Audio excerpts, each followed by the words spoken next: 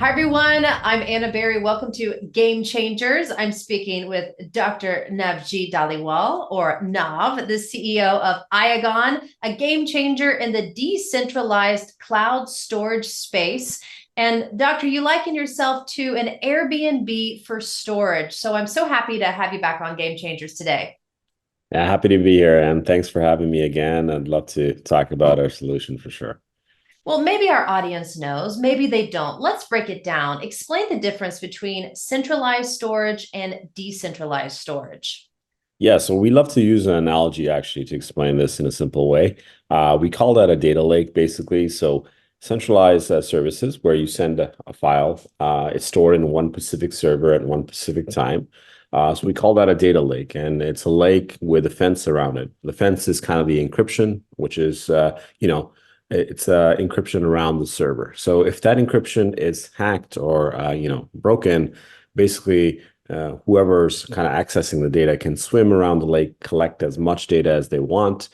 And that's how, in a simple way, data leaks happen.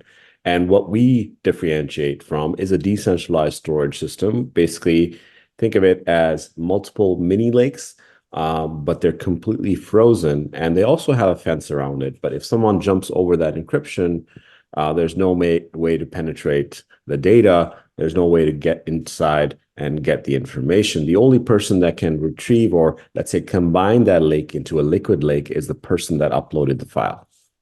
Aha, that is a good analogy. Thank you for that visual.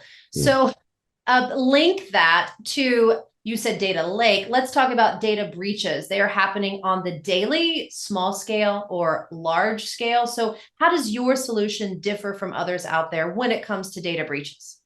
Yeah, so that analogy perfectly breaks it down. And what we put on top of that is the blockchain access layer, meaning that the person that accesses or uploads the file has full operational sovereignty of their data, meaning there's no middleman holding all the data, right? So it's just you yourself controlling where the data goes.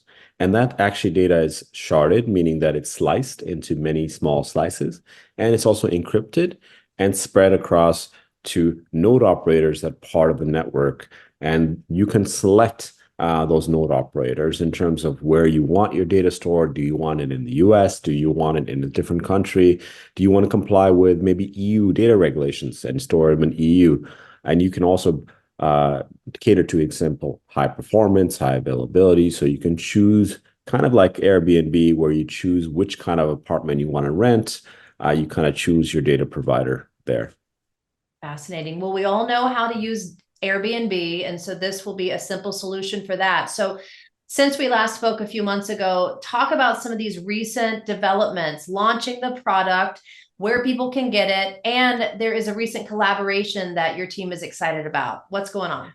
Yes, I mean, we've been really happy with our progress so far. I mean, it's been a lot of support from the people that have engaged with us in our community, and we have launched just a little bit over 2 months ago, and we have over 300 storage nodes that are available on the network that are providing their idle capacities, and it's across 47 countries, so and 190 unique cities, which is kind of really refreshing to see that a lot of people are participating in this distributed kind of Airbnb for storage network. And soon we will have the compute at the end of Q1, and we will also be providing computing power as well, which ways we can kind of also host websites, dynamic websites, and host different apps and things like that. It's going to be a lot of fun.